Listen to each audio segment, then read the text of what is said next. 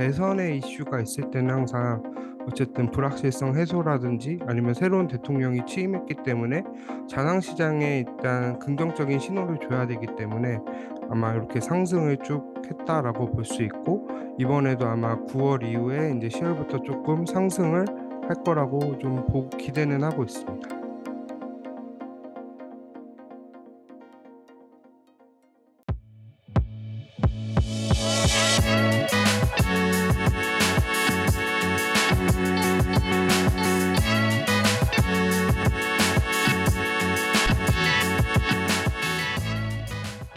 네, 안녕하세요. 성정길입니다. 오늘은 오랜만에 호필님 모시고 이야기 나누어 보도록 하겠습니다. 네, 안녕하세요, 호필님. 네, 안녕하세요. 네, 자기소개 짧게 좀 부탁드리겠습니다. 네, 안녕하세요. 저는 개인 투자자이다. 나는 비트코인으로 인생을 배웠다의 저자인 호필이라고 합니다. 네, 반갑습니다. 네, 반갑습니다. 네, 8월 5일 날이 좀 네, 중요한 기점이었던 것 같거든요. 제가 봤을 네, 때는. 네, 그때 경기 침체가 아니라 경기 침체 우려 때문에, 그리고 엔캐리 트레이드 문제 때문에 좀 정말 많이 빠졌었잖아요. 네, 네. 그때 이후로 좀 시장 시황? 네, 한번 말씀해 주시면 좋을 것 같습니다.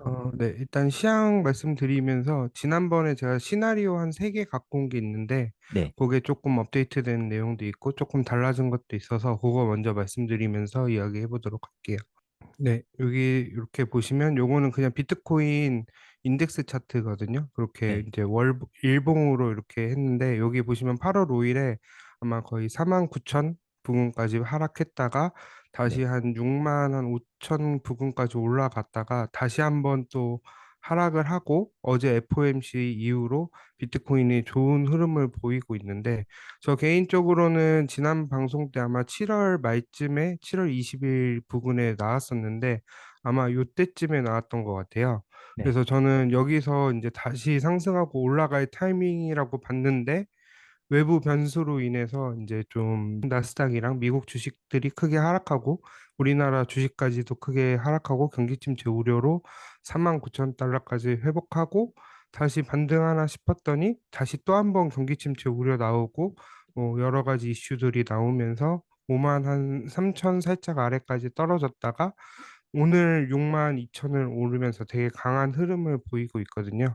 네, 이렇게 정리 한번 해볼 수 있고요. 네, 그 다음에 지난번에 제가 나왔을 때, 네, 비트코인 이렇게 시나리오에 대해서 제가 갖고 왔었거든요. 3가지 네, 시나리오들에 대해서.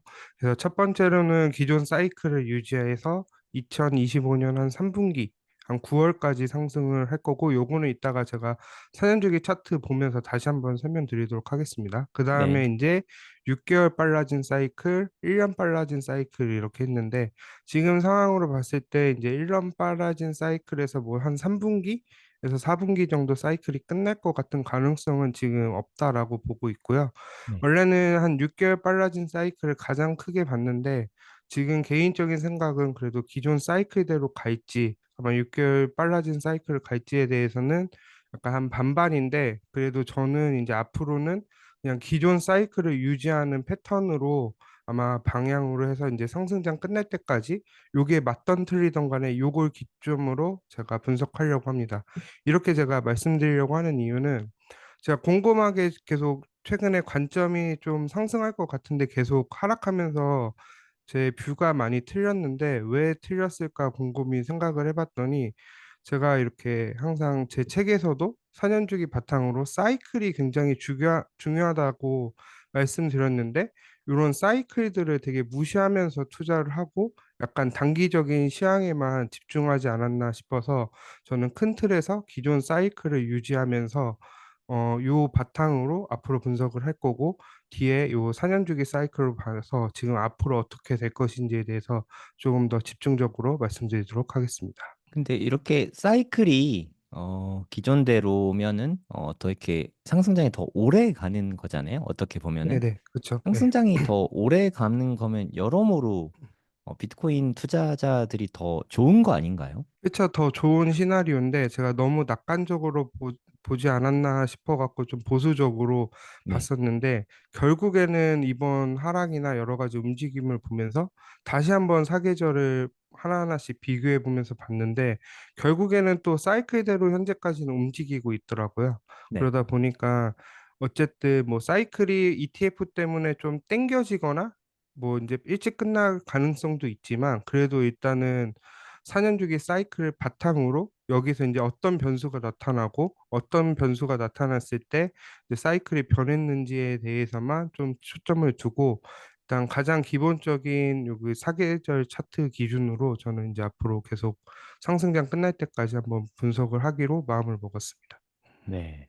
일단 저도 3월 달에 되게 네, 이 사이클이 왜 이렇게 빨라졌지? 이 생각 되게 많이 했었거든요. 하지만 네, 네, 지금 3월 달 이후로 벌써 6개월이 넘게 지난 시점이잖아요. 3월 네, 14일이 고점을 찍었었거든요. 단기 고점이죠. 근데 그 그렇죠. 네, 이후로 6개월 동안 이렇게 시간 조정되는 거 보니까 역시 쉬운 건 없구나 이런 생각이 들면서 맞아요. 네, 결국엔 뭐 순리대로 되겠구나 뭐 이런 생각이 좀 많이 들더라고요. 네, 네, 어, 그러니까 호필님 책에서도 보면 가장 중요한 게 대선을 끼고 있는 이 4분기, 그러니까 네, 반감기가 있는 해에 4분기가 되게 사실 중요한 시점이지 않습니까? 네, 네, 네, 그러니까 다들 이제 얼마 안 남았으니까 10월 달 해봤자 이제 뭐 한 2주? 그렇죠. 네, 2주도 안 남았잖아요. 한 이주만, 열흘밖에 안 네. 남았는데 이런 시점에서 앞으로 좀 어떤 흐름을 보이게 될지 그 부분 먼저 좀 말씀해 주시면 좋을 것 같아요. 4분기 어떻게 보십니까? 네, 여기 보시면은 이게 비트코인 4년 주기 차트인데 여기 보시면 저희가 사이클이 빨라졌다고 생각했던 이유가 여기 69,000 기존 고점을 반감기 전에 뚫으면서 사이클이 약간 빨라졌다라고 생각을 했는데 결국엔 이게 추세적으로 상승을 했으면은 차트가 좀 깨지는 게 맞고 도미넌스가 하락하면서 알트코인 장세가 나왔으면은 사이클이 좀 빨라졌다라고 생각을 했는데 결국엔 이렇게 기간 조정을 거치면서 이게 하락폭이 되게 적어 보이는데 그래도 거의 7만 3천에서 4만 9천까지 한 33% 정도 빠졌거든요. 네, 그렇기 때문에 꽤 큰 기간 조정도 있고 가격적인 측면에도 좀 어느 정도 큰 조정이 발생했기 때문에 저는 아직 사이클 유지됐다고 보고 있고요. 제가 지금 기대하고 있는 거는 뭐 오늘 금리 인하에 대해서 이후에 뭐 올라가는 것도 있지만 여기 지금 기존 사계절 사이클에 제가 노란색 선들을 하나씩 추가를 했어요. 네. 요 노란색 선들이 뭐냐면 그 항상 9월 기준으로 했거든요. 반감기 있는 해 9월. 그 네, 해 기준으로 보시면은 여기 노란색 이후로 9월 이후에 비트코인이 계속 급상승하기 시작했어요. 네, 대선이 이제 다가가면서 그렇기 때문에 앞서 이제 대표님이 말씀하셨던 것처럼 이제 4분기가 중요하다라고 하고 있는데 지금 상황에서 9월 초반이 좀 힘들게 많이 빠지면서 시작을 하면서 9월이 통계적으로 안 좋았는데 쉽지 않았구나라고 생각을 했지만 그래도 지금 반등하는 걸 봐서 약간 비슷한 패턴으로 움직이지 않을까라고 하고 있습니다. 네, 여기 뒤에도 보시면은 12년 9월이거든요. 여기도 뭐 10월 달에 약간 조정이 있었지만 그 뒤로 계속 지속적으로 움직이는 패턴을 보였고요. 이런 네, 걸 봤을 때 아무래도 대선의 이슈가 있을 때는 항상 어쨌든 불확실성 해소라든지 아니면 새로운 대통령이 취임했기 때문에 자산시장에 일단 긍정적인 신호를 줘야 되기 때문에 아마 이렇게 상승을 쭉 했다라고 볼 수 있고 이번에도 아마 9월 이후에 이제 10월부터 조금 상승을 할 거라고 좀 기대는 하고 있습니다. 그러니까 지금 말씀하신 게 반감기하고 미국 대선 이 두 가지가 겹친 이슈로 말씀을 해주신 거잖아요. 네, 네, 아시다시피 올해는 또 한 가지 이슈가 더 있잖아요. 오늘 새벽이죠. 오늘 네네, 지금 촬영 기준으로 오늘 새벽 3시에 빅컷이죠. 무려 0.5%를 금리 인하 피보 시점에서 처음 시작부터 빅스텝이었단 말이에요. 네. 이게 앞으로 비트코인에 어떤 영향을 끼칠 거라고 생각하시나요? 저는 원래 금리 인하를 좀 빨리 하면은 0.5 이상 하면 경기 침체 우려로 좀 네, 조심해야 될 수도 있다라고 해서 제일 핵심은 경기 침체가 발생하냐 안 하냐 막 이렇게 생각을 했는데 네, 지금 보니까 결국엔 많은 기사들이 거의 대부분 또 경기 침체 때문에 0.5%를 내렸다라고 얘기를 하는데 저는 지금 당장은 경기 침체가 발생하지 않았다라고 생각을 하거든요. 네, 적어도 대선 전까지는 약간 최대한 어떻게든 부양하면서 이런 식으로 좀 경기 침체는 없을 거라고 지금은 보고 있고, 물론 내년에는 어느 순간에 경기 침체가 올지는 모르기 때문에 저는 이번에 상승을 좀 크게 하면은 이따가 뒤에도 한번 다시 말씀드리겠지만 한번 큰 조정이 한 번씩 올 가능성이 있어요.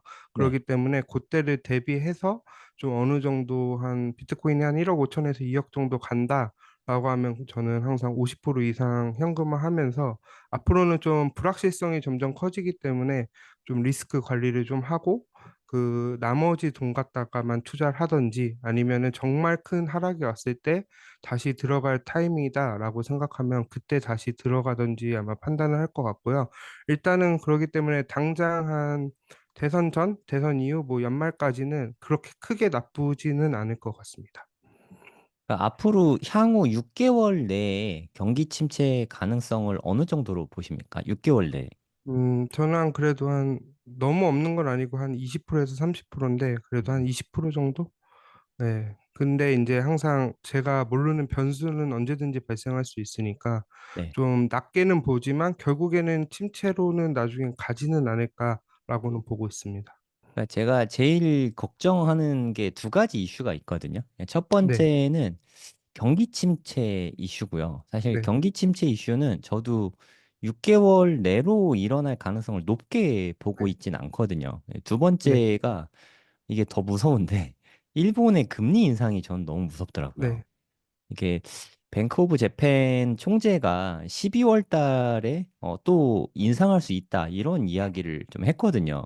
네, 이게 저는 되게 몹시 거슬리더라고요. 그러니까 네, 12월 달에 금리 인상을 한다. 아, 저는 좀 생각하기 싫은데 만약에 일본이 한 차례 더 금리 인상을 해서 지금 0.25%거든요. 일본 네, 기준금리가 0.5%로 한 차례 더 인상을 만약에 하게 된다면 네. 그때는 어떻게 보십니까? 일단은 엔캐리드 트레이드 조건이 4개가 있어요. 네. 먼저 일단은 어쨌든 일본의 값싼 이자를 다른 나라에 투자해서 올리는 거기 때문에 일본의 경제가 성장을 하거나 금리를 올리거나 아니면 미국이나 뭐 이외 국가들의 금리가 크게 낮아지거나 아니면 심각한 침체가 오서 성장이 안 나올 요 4가지가 있거든요. 여기 중에서 최소 2개는 이상 나와야 되고요. 제가 봤을 때 3개 이상 작동을 해야지 엔캐리트의 청산이 나오는데 더 네. 중요한 거는 일단 자산 시장이 폭락을 해야 돼요. 음, 청산이잖아요, 청산. 내가 네. 손실을 보고 파는 거기 때문에 일단 이 하락을 기점으로 일단 하락이 발생하고 요런 앞에 4가지 중에서 한 두세 가지가 한 번에 발생했을 때 아마 엔캐리트의 청산 이슈가 나오는데 이번 8월 5일도 한번 되짚어 보면은 처음에 트럼프 전 대통령이 피격 사건 이후로 이제 본인이 이제 거의 대선 되는 것처럼 얘기하다가 무리한 발언을 했어요. 대만에 대해서 반도체 제재하고 중국에 대해서도 더 한다라고 하고 미국도 반도체 제재를 더 중국에 대한 반도체 같은 거를 더 강화하겠다라는 말을 하면서 기술주가 먼저 폭락을 했어요. 엔비디아 같은. 그러고 난 다음에 금리 인상이 일본에 나왔고 미국이 금리 인하한다 그랬고 또 경기 침체 지표가 네 개 중에서 세 개가 나오면서 이게 모든 게 맞물려서 그런 공포가 왔었거든요. 그렇기 때문에 일본이 금리를 올린다고 해서 무조건 엔캐리드 청산이 나오는 게 아니라 여러 가지 조건들이 나와야 된다고 보고 있는데 그래도 일단은 일본이 금리를 올리면 좋지 않은 거는 아마 사실일 것 같아요. 왜냐면은 엔화가 강세가 나올 확률이 높고 그러다 보면은 외국에 있는 이제 투자한 것보다 그냥 다시 들어오는 게 더 안전하다고 판단될 경우 연쇄적으로 청산되면 더 위험할 가능성도 있기 때문에 조심은 해야 된다라고 보고 있고 근데 과연 일본이 말은 저렇게 하지만 12월 달에 과연 금리를 올릴 수 있을까? 이런 것도 좀 한번 생각해 볼 필요가 있는 것 같아요. 지금 일본 엔화가 그렇게 약세로 돌고 있지 않거든요. 오히려 강세를 좀 보이기 때문에 이런 추이만 있고 일본이 급격하게 엔화가 무너지지 않으면 좀 금리를 올리기 어렵지 않을까라고 보고 있고 또 하나 문제는 일본 경제가 좋아야지 금리를 올릴 수 있거든요. 근데 일본의 이제 뭐 여러 가지 경제 지표가 그렇게 좋은 편이 아니에요. 오히려 물가 같은 경우도 생각보다 그렇게 높지 않고 낮은 편이기 때문에 과연 물가는 올릴 수 있을지, 금리를 다시 올릴 수 있을지에 대해서는 한번 좀 생각해 보고 있습니다. 그러면 만약에 네, 일본에서 금리 인상을 했지만 네, 미국에서 뭐 경기 침체 이슈가 아예 없다. 네, 네. 그러면 엔캐리 트레이드가 되돌아가는 청산되는 게 없다고 생각하시는 건가요? 그렇죠. 미국이 경제가 좋으면은 금리보다 더 중요한 건 경제 성장인 것 같아요. 그렇기 때문에 항상 경제 성장을 먼저 봐야 되고 미국의 경기 침체가 없으면 굳이 일본이 금리가 올려봤자 0.5%잖아요. 0.5%에 투자할 바에는 차라리 미국의 성장률 나오는 기업들이나 이런 데 투자하는 게 더 낫기 때문에 저는 이렇게 크게 영향은 없을 거라고 보고 아마 그 앞에 말씀드렸던 그 네 가지 조건 중에서 최소 두세 가지가 한 번에 겹치고 자산 시장이 폭락해야지 연쇄적으로 청산이 발생하면서 큰 위기가 오는 거기 때문에 이런 가능성도 충분히 있다라고 보고 있기 때문에 제가 앞서 50% 현금화 한다는 이유도 이런 리스크가 어떻게 될지를 모르기 때문에 그런 리스크 차원에서 저는 관리하려고 현금 확보를 해놓는다고 말씀드렸습니다. 그러니까 비트코인이 1억 5천에서 2억 정도 되면 반 정도 네, 팔겠다라고 말씀을 하셨는데 네, 반을 팔기 전에 12월 네, 달에 일본에서 금리 인상을 먼저 할 수도 있잖아요. 네, 그때는 그냥 그러면 홀드 예정이신가요? 네, 홀드로 가야죠. 어쩔 수 없죠. 일본이 금리를 올리더라도 그냥 안고 가겠다 이런 네, 말씀이시네요. 네, 금리 인상이 쉬운 건 아니니까 그냥 안고 네. 가겠다 이렇게 네. 들었습니다. 개인적으로는 아마 12월쯤 되면은 그래도 좀 어느 정도 비트코인이 좀 기존 고점은 넘지 않을까라고 보고는 있거든요. 네. 최소. 그렇기 때문에 뭐 아마 좀 너무 위험하다 싶으면 조금씩 한 뭐 50%까지는 아니더라도 한 2, 30%만 약간 현금화만 해놓더라도 그 어느 정도 리스크 관리는 할 수 있을 거라고 보고 있기 때문에 오히려 그 현금 갖다가 오히려 하락이 더 세게 오면은 더 살 준비를 하는 게 맞지 않을까라고 보고 있습니다. 하지만 이게 만약에 그냥 가만히 가다가 정말 큰 하락이 나오면은 버티기가 정말 힘들거든요. 제가 지난 상승장 때 제일 힘들었을 때가 2021년 5월에 붓다빔이라고 불렸던 그 60% 하락이 있었거든요. 네. 비트코인이. 네네. 그때 거의 알트코인들도 8, 90%씩 빠졌어요. 한두 달 만에. 네. 그때가 정말 정말 힘들었거든요. 그러고 나서 급격하게 올렸는데 그때 한번 떨어지고 나니까 못 사겠더라고요, 하락에서. 음, 그때 적극적으로 투자했으면 오히려 큰 돈을 벌었고, 저랑 같이 이제 투자하셨던 팽돌이님은 그때 위믹스를 더 사시면서 이렇게 좀 많이 엑시트를 하셨잖아요. 그런 차이가 있기 때문에 정말 경험이 없거나 이제 처음 투자하신 분들은 항상 리스크 관리하면서 투자하시는 걸 저는 권해드리고 있습니다. 그러면 아까는 1억 5천에서 2억 정도 말씀하셨는데 네, 그러면 10만 불 이상이거든요. 1억 네네. 5천만 돼도 10만 불이 네. 넘어갈 것 같은데 10만 불 돌파 시점을 일부 매도 기회로 생각하시나요? 아니면은 정고점이 한 7만 3천 달러 정도 네. 됐거든요.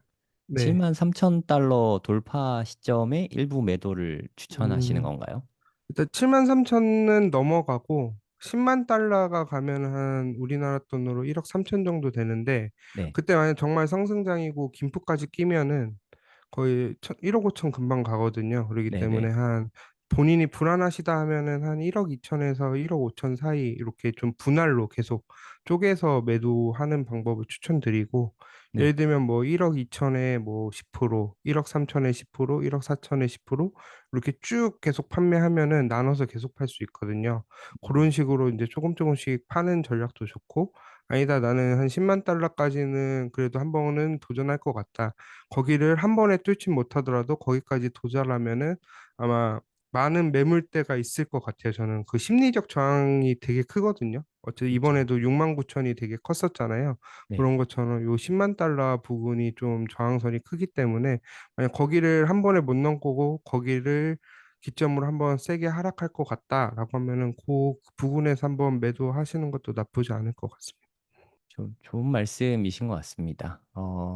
이거는 뭐 그냥 재미 삼아서, 네, 그래도 좀 재미 삼아서인데, 7만 3천 달러 돌파 시점은 네, 네, 언제쯤으로 생각하시나요? 지금 음, 9월 19일 기준으로 지금 막 6만 3천 달러를 돌파했거든요.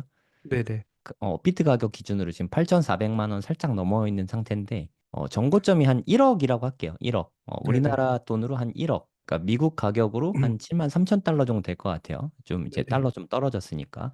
그 시점을 언제 정도로 보고 계세요? 저는 만약 지금이 정말 반등이 시작이 됐다. 만약에 금리 인하에 찐반이다. 대한 네, 찐반이라고 하면은 뭐 10월 안에도 가능하다고 보고 있고요. 근데 음, 이제 한 10월에서 11월? 11월쯤 전에는 되지 않을까라고 보고 있고, 요거는 대선이 이제 누가 되느냐에 좀 조금씩 달라질 것 같아요. 어, 만약에 트럼프 후보가 조금 더 지지율이 올라간다라고 하면은 쭉 올라갈 가능성이 있거든요. 비트코인이 좀 더 빠르게. 근데 네. 만약에 해리스 후보가 좀 더 지지율이 오고 될 것 같다는 분위기가 형성이 되면은 약간 조금 올라가되 이렇게 막 큰 상승보다는 꾸준히 올라가지 않을까라고 보고 있습니다. 그러면 7만 3천이나 7만 3천 네. 달러 혹은 우리나라 가격으로 한 1억 정도 되기 전에 네. 큰 폭의 조정이 한 번 더 올 거라고 생각을 하시나요? 아니면 그냥 한 번에 갈 것 같으신가요?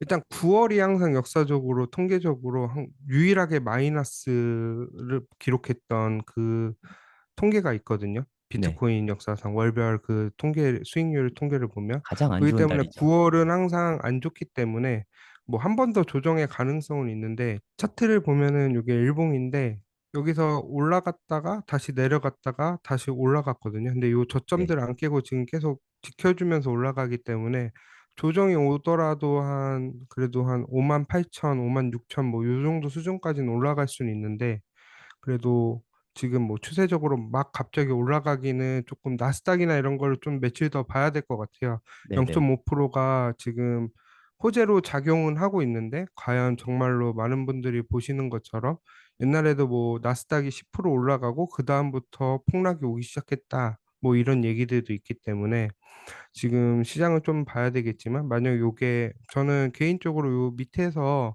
많이 샀거든요. 생각보다 고래들이. 그 음. 기관들도 좀 많이 샀다라고 보고 있기 때문에 저는 개인적으로는 좀 조정이 오더라도 여기 밑에 저점들을 좀 깨지는 쉽지 않고 올라가지 않을까라고 보고 있고 이게 조정 없이 올라간다고 하면 한 10월 말에서 11월 가능할 것 같고 만약에 좀 한번 더 세게 조정이 온다 라고 하면 한 연말쯤 되지 않을까 보고 있습니다. 이것도 그냥 재미 삼아서 드리는 네, 질문인데, 8월 5일 날 비트코인이 4만 네, 9천 달러까지 빠졌었잖아요. 네, 그걸 저는 3월 이후에 단기 저점이라고, 역사적 저점이라고 저는 생각하고 있거든요. 네네. 4만 9천 달러를 깨고 밑으로 또 떨어질 가능성을 어떻게 보고 계신가요? 그거는 이제 아까 말씀드렸던 엔캐리스의 청산이랑 경기 침체 동시에 발생하면서 전 세계 자산 시장이 무너지면 가능할 것 같은데 음, 비트코인의 이슈만으로는 그렇게 4만 9천까지는 못 갈 것 같아요. 저도 그 부분에서는 동의는 하는데 다만 이제 조금 조정이 앞서 말씀드렸다시피 한 5만 초중반까지 조정이 한번 세게 온다라고 네. 하면 좀 회복하는 데 시간이 조금 더 걸릴 것 같기는 합니다. 네. 그러니까 좀, 비트코인 하락론 외치시는 분들이 뭐, 3만 달러 깨진다, 뭐, 이런 이야기도 많이 하시는데, 앞으로, 그러니까 역사적으로, 앞으로 뭐, 네. 내년이 됐든, 내후년이 됐든, 올해가 됐든, 3만 달러가 올 거라고 개인적으로 생각하십니까?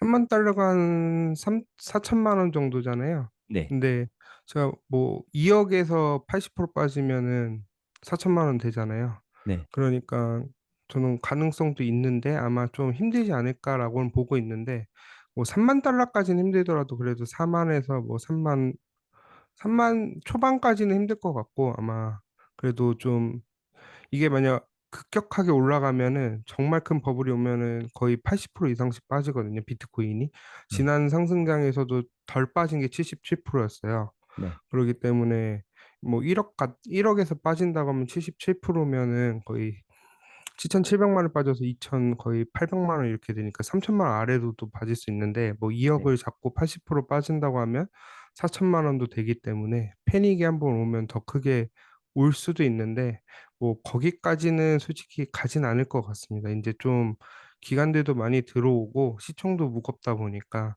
뭐 아마 80% 이상 하락은 좀 힘들지만 그래도 한 60%에서 한 70% 정도까지는 조정이 올 수 있기 때문에 그거 가능성은 지금 고려할 건 아닌 것 같고 제가 봤을 때 상승장 끝나고 왔을 때 본격적으로 하락장이 시작됐을 때 비트코인이 너무 크게 올라가면 더 많이 빠지거든요.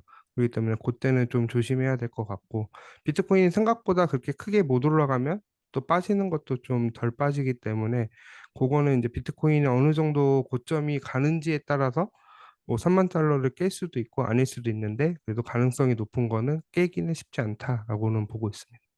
한 그럼 많이 빠져도 한 5천만 원 정도? 진짜 네. 많이 빠지면 5천만 원 정도? 5천만 원까지 보고 계신다는 거는 그러면 크립토 윈터가 오기 전에 비트코인은 전량 매도할 계획이신가요? 저는 항상 전량 매도라고 했는데 음. 아, 요즘 하라고 오면서 좀 느꼈던 게, 아, 다 팔 수 있을까?